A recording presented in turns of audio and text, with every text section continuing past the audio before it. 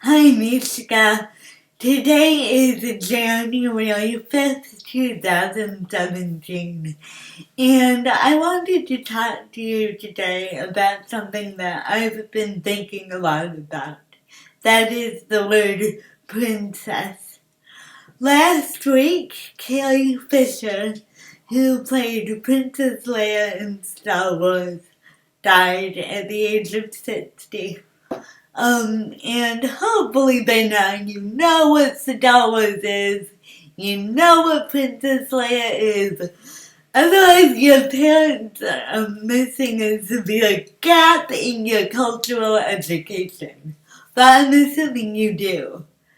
Princess Leia was totally different to what we think of when we say the word princess. In the culture that I'm living in, the word princess is meant to sedate women, make them subservient, objectify them, it seems, rather than give them power. A princess doesn't have power. She's meant to be looked at. She's meant to be rescued. She's meant to be doted upon. But she's the object to be won in a story, rather than being the subject of the story herself. Princess Leia wasn't this. She took control. She ended up being a commander. She taught horribly to men, and she commanded them, and she was strong and powerful and beautiful and the hero in a lot of ways of a complex story. I don't want to be known as a princess unless it's reflective of someone like Leia, who is coming into her own power and going to be her own dictator of her own story. And that doesn't mean it can't be romantic. I love being romantic when I have the chance and when I'm with someone who I know is safe. But what that does mean is I'm not dependent on anyone else to shape my own destiny. Unfortunately, that's not what my society, our society in 2017 implies when they mean princess. And even as I look back at photos memorializing Carrie Fisher today, it's all stuff when she was 25, when she wore a gold bikini and was a sex slave to a monster. Carrie Fisher had a life that stretched on nearly 4 decades beyond that. But that's not how we are choosing to remember her.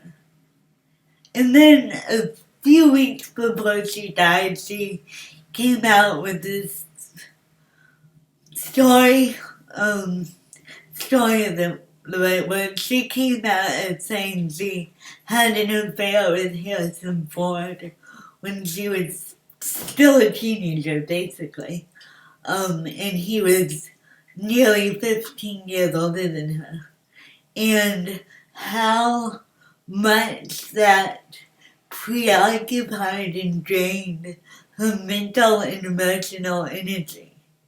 She was considered by the world to be a princess, but one that didn't have her own power and waited to be rescued rather than taking her life by the hands and writing her own story. And I just hope wherever you are, as I'm talking to you, you can avoid that pain somehow of waiting to be rescued.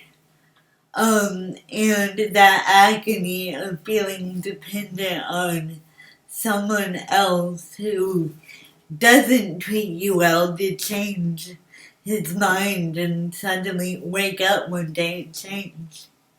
I'm not saying changes don't happen. I believe in a world where big changes happen. But I also believe in a world where you write your own story. You are learning to become a queen, an empowered woman who can still feel full, even when the fairy tale that everyone else places on you doesn't always work out. Anyway, that's my wish for you. Anyone who knows my life at all knows that I am certainly not a princess. The story that everyone wants to write for my life isn't really what it looks like. Your mom can tell you plenty about that. Make your own story. Be your own heroine. And the prince, I believe, will come at the right time. But you've got to trust yourself more than trusting the story everyone else wants to write for you. And someone's calling me. Alright, talk to you later. Bye.